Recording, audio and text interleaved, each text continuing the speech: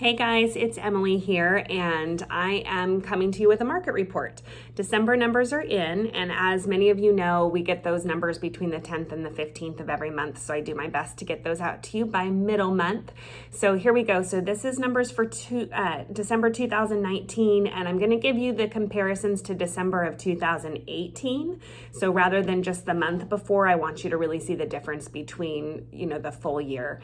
So first and foremost, I think there's been a really consistent theme, and everyone knows that inventory is down. That means there's not a whole lot of homes on the market, but there's still a lot of buyers looking for homes, and you're going to see that as a consistent theme throughout all of these numbers that I'm going to share with you today.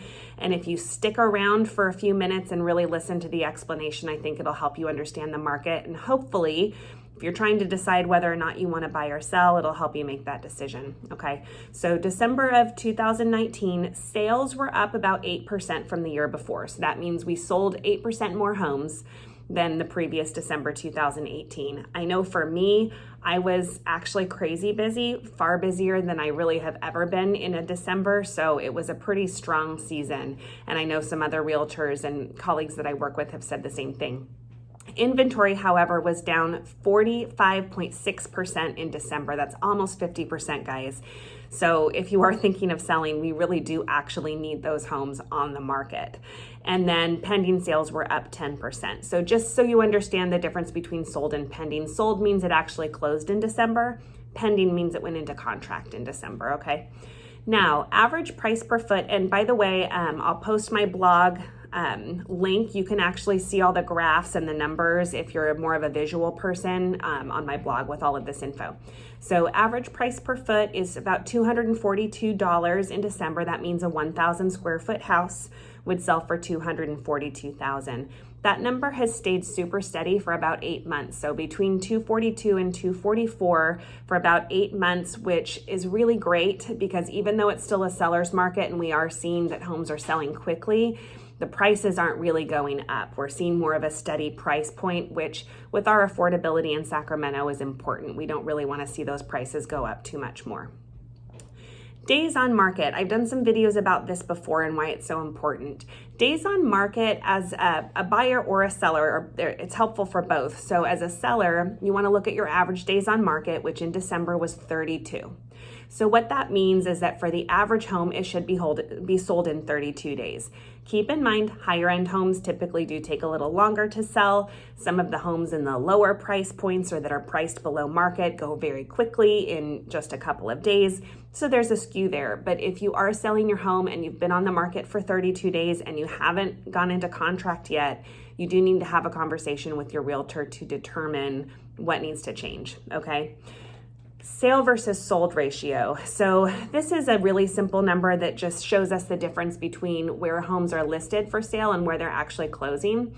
And in December, it was 97%, which is still fairly strong. That's kind of what we call neutral. That means there's a 3% difference between, where the home was listed for sale and where it actually closed. The reason this is important is because when we're looking at days on market and average price points and all of this, when you see that ratio at 100% or higher, that means you're in that crazy selling season like we've had the past few springs and summers where there's multiple offers and the prices are just getting pushed up and up and up.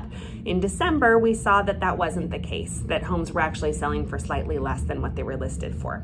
So that's certainly not a bad thing for you buyers out there. Average sale price versus sold price. This is always interesting to see, although it's not as indicative to where the market is going to me as some of the other numbers are. But in December, the average price of the homes listed in December was $641,000, which is way higher than the average in Sacramento.